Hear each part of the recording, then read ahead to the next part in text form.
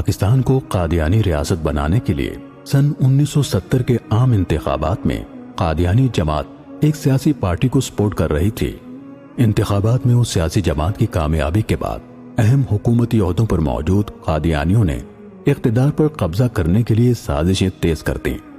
سوات کے تفریحی دورے پر جانے والے نشتر میڈیکل کالج ملتان کے طلباء پر طاقت کے نشے میں چور قادیانیوں نے ایک منظم سازش کے تحت جناب نگر ربوہ ریلوے اسٹیشن پر قاتلانہ حملہ کر دیا۔ اس واقعے کے بعد پورے ملک میں تحریک ختم نبوت کا آغاز ہو گیا اور 7 ستمبر سن 1974 کو قومی اسمبلی نے متفقہ طور پر ایک تاریخ ساز فیصلہ کیا۔ آئیے ناظرین کرام سنتے ہیں اسی تاریخی فیصلے کے پس پردہ حقائق چشمدید گواہوں اور محققین کی زبانیں۔ اچھا، یہ ہماری بدقسمتی سمجھ لیں کہ پاکستان کے بننے کے بعد قادیانیوں نے اپنا ایک الگ شہر بسایا۔ اب یہ شہر چونکہ وہ ایک تھوڑا سا بلندی پہ تھا، پہاڑوں پہ اس میں محفوظ تھا، تو انہوں نے قرآن مجید سے ایک لفظ لے کے نا کہ ربوہ، تو اس کا یہ کہا کہ جی ہمارے تو ربوہ کا جو نام ہے یہ تو قرآن مجید میں وہاں درج ہے۔ تو یہ ایک ریاست کے اندر ریاست تھی۔ آپ حیران ہوں گے اس شہر میں کوئی آدمی، کوئی مسلمان اس شہر کے اندر داخل نہیں ہو سکتا تھا 1974 سے پہلے۔ اگر کوئی داخل ہو گیا، یہ آن ریکارڈ ہے، اس کی ابھی تک لاش بھی نہیں ملی۔ اسی بنا پہ وہ ربوہ ریلوے اسٹیشن پہ معمول تھا ان کا کہ وہ ہر آنے جانے والی گاڑی کو میں اپنے مذہب کا لٹریچر تقسیم کرتے تھے۔ یہ جو ہمارے نشتر میڈیکل کالج کے طلبہ جو سیر کرنے کے لیے ملتان نشتر میڈیکل کالج سے جو پشاور گئے، گاڑی رکی، قادیانیوں نے حسب معمول وہ لٹریچر تقسیم کیا۔ اب بچے نوجوان، ان نوجوانوں نے جو لٹریچر جہاں وہاں دیر لگی، تھوڑی سی دیر کیوں لگی، ان بچوں نے جب دیکھا کہ یہ تو قادیانی ہے اور مرزا غلام احمد قادیانی کی تصویر ہے، وہ مرزا قادیانی کے ساتھ صلی اللہ علیہ وسلم لکھا، علیہ الصلوۃ والسلام لکھا ہے، مرزے کی بیوی کو ام المومنین کہہ رہے ہیں، مرزے کے دوستوں کو صحابہ کہہ رہے ہیں، مرزے کی باتوں کو حدیث کہہ رہے ہیں، اس پہ اترنے والی وحی کو قرآن مجید کہہ رہے ہیں، مرزے کے شہر کو مکہ اور مدینہ۔ تو یہ ایک اشتعال تھا۔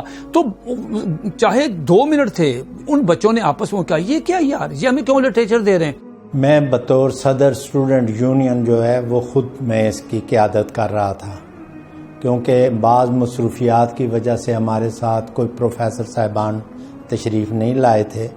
جب ہماری گاڑی ربوہ ریلوے اسٹیشن پر رکی تو اس وقت کچھ لڑکے نیچے اتر گئے ریلیکسیشن کے لیے، کچھ مسافر اتر رہے تھے، وہ تقریباً 10 منٹ کا سٹاپ تھا وہاں۔ تو جو ہی ہم نیچے اترے تو لڑکے اترے تو اس وقت یہ ہوا کہ کچھ آدمیوں نے آ کے وہ رسالہ الفضل تقسیم کرنا شروع کیا، اور ساتھ ہی دوسرا جو ان کا تبلیغی لٹریچر تھا وہ دینا شروع کیا۔ نیچے ایک قسم کا شور شرابہ ہو گیا۔ میں اندر تھا تو میرے کانوں میں آواز پڑی، میں نیچے اترا تو میں نے انہیں کہا جی آپ اپنے لڑکوں کو ہٹائیں۔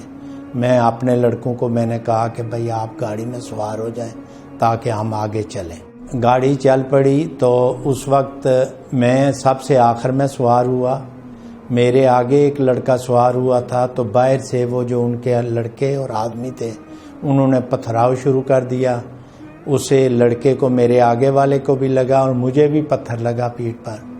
ان کو تھا کہ ان کی جرت کس طرح ہوئی ہے کہ لٹریچر کیوں نہیں لیا۔ یہ پہلا واقعہ تھا 25 سال میں، یہ پہلا واقعہ تھا ان کا۔ تو انہوں نے پھر کیا کیا، انہوں نے کیا چل اب یہ اچھا اس کے وہاں پہ جب انہوں نے ختم زندہ باد کے نعرے لگائے، سمدانی ٹربیونل رپورٹ کہتی ہے کہ اس کے جواب میں نعوذ باللہ قادیانیوں نے محمدیت مرد آباد کے نعرے لگائے ہیں اور احمدیت زندہ آباد کے نعرے لگائے، مرزا قادیانی کی جے، یہ نعرے لگائے۔ یہ گاڑی چلے گئی تو میں آپ کو یہ بات بتاؤں، یہ مصدقہ بات ہے، یہ بات بھی سمدانی ٹربیونل رپورٹ میں لکھی ہے کہ جب وہ گاڑی واپس آئی ہے، اس گاڑی کا چونکہ ایک بوگی ان بچوں کی مخصوص تھی، اس گاڑی کا سٹاپ نہیں تھا، وہاں ربوہ کا سٹاپ نہیں تھا، اس گاڑی نے وہاں سے گزر جانا تھا، جیسے چھوٹے اسٹیشن سے گزر جاتی ہے، آنے والا سٹاپ تھا، جانے کا سٹاپ نہیں تھا۔ یہ ریکارڈ کی بات ہے سمدانی ٹربیونل رپورٹ میں کہ کیوں روکی گاڑی۔ یہ سگنل ہی نہیں دیا، اس کا ڈاؤن کا سگنل نہیں دیا، رائٹ کے بھی آپ جا سکتے ہیں، کلیئرنس نہیں دی اسٹیشن ماسٹر نے۔ جب ہم اس دورے سے واپس آ رہے تھے تو ہمیں واپسی پر کوئی اس قسم کا گمان نہیں تھا کہ اس قسم کی کوئی حرکت وہاں ہوگی، کیونکہ جب ہمارے ساتھ جاتے ہوئے جو واقعہ ہوا تھا وہ معمولی نوعیت کا تھا۔ جب ہم پہنچے اپنا ربوہ تو پیچھے سے ہی ٹرین جو ہی سلو ہوئی کھڑے ہونے کے لیے، تو اس وقت بہت سارے لڑکے جو تھے وہ ٹرین کی طرف بھاگتے ہوئے آنا شروع ہو گئے، لڑکے، نوجوان، ان کے دوسرے آدمی۔ اس کے بعد تماشبین بھی بہت سے تھے۔ جن لوگوں نے ہم پر حملہ کیا وہ تقریباً 400-500 لوگ تھے، لیکن ان کا بہت بڑا مجمع، اور آپ کو پتہ ہے ربوہ میں اس وقت انہوں نے ایک اسے بند شہر قرار دیا ہوا تھا، باہر سے کوئی آدمی وہاں رہ نہیں سکتا تھا جو مرضی نہ ہو، تو اس کی وجہ سے ہو کر بہت بڑا مجمع ان کا جو تھا نا وہ اکٹھا ہو گیا ہوا تھا، جو کچھ دیکھنے کے لیے یا وہ مطلب یہ ہے کہ ان کی حوصلہ افزائی کرنے کے لیے یا جس طرح بھی کہیں وہ موجود تھے۔ یہ کافی لوگ تھے، لیکن 400-500 جو تھے وہ ایکٹیو رول ادا کر رہے تھے، جو لڑکوں کو پیٹ بھی رہے تھے، انہیں نیچے بھی پھینک رہے تھے، ان کا سامان بھی پھینک رہے تھے، اور جو بھی ان سے ہو سکتا تھا وہ کر رہے تھے۔ جس چیزوں سے انہوں نے ہم پر حملہ کیا ان میں زیادہ تر چھوٹے ڈنڈے، ہتھوڑیاں، یا مطلب یہ ہے کہ آئینی مکے، اور اس کے بعد چین وغیرہ، جو ایک چھوٹے سے سرکل میں ہتھیار استعمال ہو سکتے تھے وہ کیے۔ لیکن جس وقت وہ ایک لڑکوں نے مجھے بتایا کہ جس وقت وہ بوگی کے اندر اپنے آپ کو بند کر کے بیٹھ گئے تو انہوں نے یہ کہا کہ کھولو ورنہ ہم فائر کرنے لگے۔ میں کیونکہ بوگی کے اندر ہی بیٹھا ہوا تھا، میرے ساتھ میرے ایک دوسرے طالب علم تھے، ڈاکٹر رفت باجوہ، وہ بیمار تھے، انہیں بخار تھا بہت شدید قسم کا، اور وہ برف پہ اوپر لیٹے ہوئے تھے، تو انہوں نے غصے ساتھ ہی پہلے ان کو گھسیٹا نیچے، ان کو مارنا شروع کیا۔ اس کے بعد مجھے کہتے ہیں کہ وہ تمہارا جو ہے نا کون ہے، لیڈر کون ہے؟ میں نے کہا کیا کرنا ہے تم نے؟ انہوں نے کہا بس تم بتاؤ کون ہے۔ میں نے کہا میں خود ہوں۔ جب میں نے یہ کہا تو ایک وہ مگا جو تھا اس کو ایک نے میرے سر پہ مارا، دوسرے نے پیچھے سے پتہ نہیں ڈنڈا تھا یا تھوڑی تھی وہ میرے سر پہ ماری، میں بے ہوش ہو کر گر پڑا نیچے۔ اس کے بعد وہ جو ڈاکٹر رفت باجوہ تھے انہیں بھی مارنے لگے، تو انہوں نے کہا یار میں بخار میں ہوں، مجھے دیکھو بخار کتنا شدید ہے، میں تو بیٹھا ہوا۔ انہوں نے اسی طرح مارا، وہ بھی تقریباً بے ہوش ہو کر نیچے گر پڑے، اور وہ بڑے اطمینان سے اپنی کارروائی کرتے رہے۔ کوئی ریلوے پولیس یا کوئی دوسرا کوئی ہماری مدد کو آیا ہو، کوئی نہیں آیا۔ جب تک انہوں نے اپنا مشن مکمل نہیں کیا اس وقت تک ہم ان کے رحم و کرم پر تھے۔ جب ٹرین چل پڑی تو پھر یہ ہے کہ ریلوے والوں نے اپنے طور پر فیصلہ آباد انفارم کیا کہ بھائی بات یہ ہے کہ یہ لڑکے اس طرح ان پر حملہ ہو گیا ہے، زخمی ہیں، تو وہاں آپ جو ہے ارینجمنٹ کر لیں ان کو فرسٹ ایڈ وغیرہ کا، بلکہ اگر یہ رکھنا بھی چاہیں تب زخمی ہیں لڑکے، بہت خون بہہ رہا ہے ان سے، اور سب کی حالت ٹھیک نہیں ہے۔ اچھا یہ دیکھیں، جب یہ سارا تشدد ہوا ان بچوں پہ تو ظاہر ہے انہوں نے اپنا سارا جو آپریشن کرنا تھا ان قادیانیوں نے وہ کر لیا۔ اتنا تشدد کرنے کے بعد کوئی ان کی مرہم پٹی، کوئی ان کو پانی نہیں، کوئی سی نے داد رسی نہیں کی۔ وہ 1 گھنٹے کا جتنا بھی سفر تھا وہ چناب نگر سے، ربوہ سے، پرانا نام ربوہ، تو ربوہ سے وہ بچے جو ہیں بوگی میں، تو وہ اس سے پہلے ان کو اطلاع ہو چکی تھی فیصل آباد میں۔ وہاں پہ ہمارے حضرت مولانا تاج محمود رحمۃ اللہ علیہ جو ریلوے اسٹیشن کے خطیب بھی تھے، وہ خطیب میں ان کو بڑے مجاہد، ان کو پتہ چلا، وہ علماء کرام کو لے کے شہر میں اعلان ہو گیا، تو کافی لوگوں کی تعداد ریلوے اسٹیشن پہ۔ اس کے بعد یہ ہوا کہ پورے پاکستان کی دینی اور سیاسی تمام مسالک کے کوئی تفریق نہیں، نہ سیاسی جماعتوں میں نہ مسالک میں، سب مسالک کے علماء کرام اکابرین رہنما وہ اکٹھے ہوئے، اور اس سلسلے میں انہوں نے کہا جی کہ ہم ایک لائحہ عمل تیار کریں۔ جتنے مسلمانوں کے فرقے تھے، قومیتیں تھیں، ہر ایک جا گیا، چاہے وہ سرکاری ملازم تھا، چاہے وہ کوئی عام دکاندار تھا، چاہے کوئی فوجی تھا، چاہے کوئی پولیس والا تھا، وہ سارے جا کے۔ دوسرا کہ سارے فرقے مسلمانوں کے وہ اس موضوع پر ایک ہو گئے تھے۔ مجھے یاد ہے کہ جب وہ 7 میں اس سے بادشاہی مسجد میں ایک بڑی ختم نبوت کانفرنس ہوئی تھی، تو ہر مکتبہ فکر کے لوگ اس میں موجود تھے، جو ان کی چوٹی کی قیادت تھی وہ وہاں موجود، نوابزادہ نصر اللہ موجود تھے، وہاں مفتی محمود موجود تھے، وہاں مولانا مودودی موجود تھے، وہاں جو ہے وہ جتنے مطلب یہ ہے کہ وہ غلام غوث ہزاروی صاحب موجود تھے۔ تو اس پہ فیصلہ یہ ہوا تحریک چلانے کا۔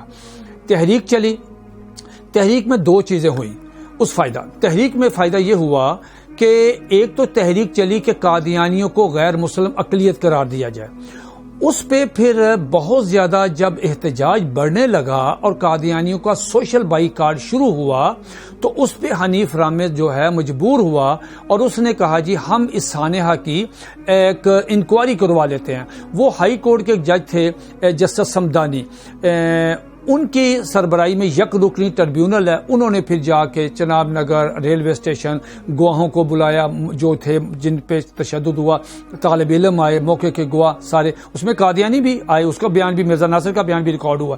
اس کے بعد دوسرا کام یہ ہوا، ہمارے جو سیاسی قائدین تھے انہوں نے یہ کیا کہ انہوں نے آئینی طریقہ اپنایا، اس میں بزرگوں کے تمام سیاسی لیڈروں کی مشاورت سے حضرت مولانا شاہ نورانی صدیقی رحمۃ اللہ علیہ نے قومی اسمبلی میں قرارداد پیش کی کہ قادیانیوں کو غیر مسلم اقلیت قرار دیا جائے۔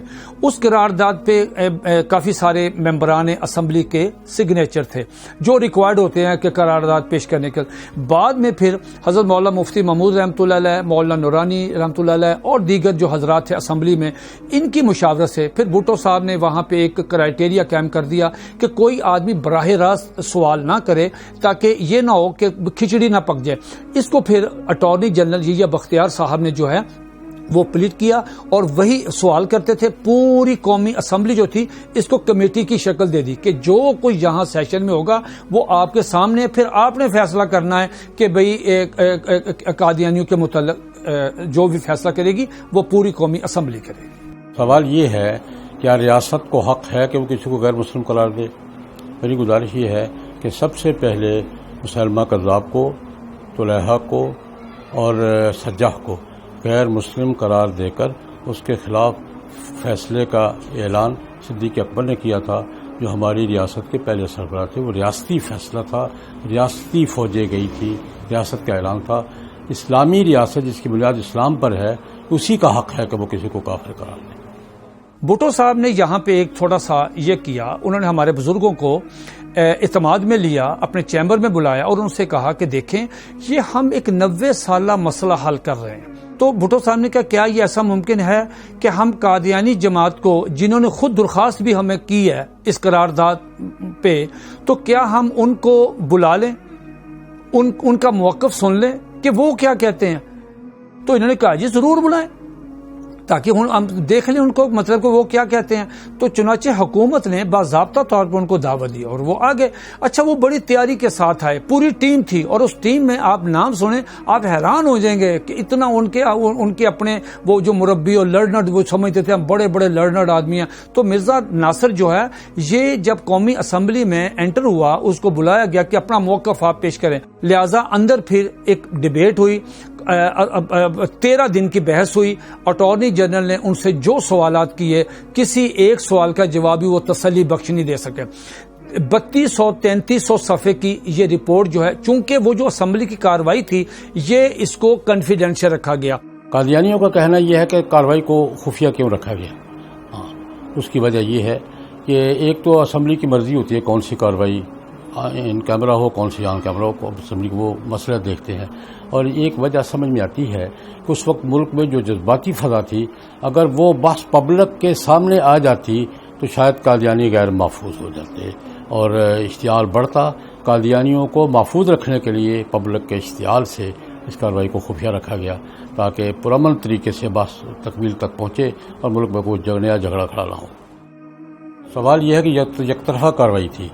بھائی اگر یک طرفہ کارروائی تھی تو مرزا ناصر احمد 11 دن اسمبلی ممبر نہیں تھے، وہ اسمبلی کے فلور پہ کیا کرتے رہے، اور مولوی صدر الدین صاحب 3 دن کیا کرتے رہے۔ قادیانیوں کے سربراہ مرزا ناصر احمد اور لاہوریوں کے سربراہ مولوی صدر الدین اسمبلی کا ممبر نہ ہونے کے باوجود اسمبلی کے اجلاس میں شریک رہے ہیں اور پوری بحث میں شریک رہے ہیں. یہ کیا کرتے رہے ہیں بھائی؟ ان کا موقف سن کر سوال جواب کر کے پورا ایوان مطمئن ہو کر 14 دن بحث ہوتی رہی ہے، اس کے بعد فیصلہ ہوا. اس کو یک طرفہ کیسے کہا جا سکتا ہے؟ میں عموماً اس واقعے کے حوالے سے بات کرنے سے اجتناب کرتا ہوں. اس کی وجہ یہ ہے کہ میں اسے اپنی آخرت کا اثاثہ سمجھتا ہوں.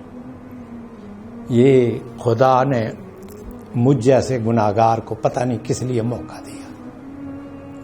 اس تمام تر کارروائی میں حقائق کا غیر جانبدارانہ جائزہ لینے اور قادیانی جماعت کا موقف سننے کے بعد تمام ارکان اسمبلی اس نتیجے پر پہنچے کہ قادیانیت کا اسلام سے کوئی تعلق نہیں. اور بالآخر وہ اہم ترین دن آ گیا جب 7 ستمبر سن 1974 کو قومی اسمبلی نے تاریخی فیصلہ دیتے ہوئے آئینی طور پر قادیانیوں کو ان کے تمام تر کفری عقائد کی بنا پر ہمیشہ کے لیے غیر مسلم اقلیت قرار دیا.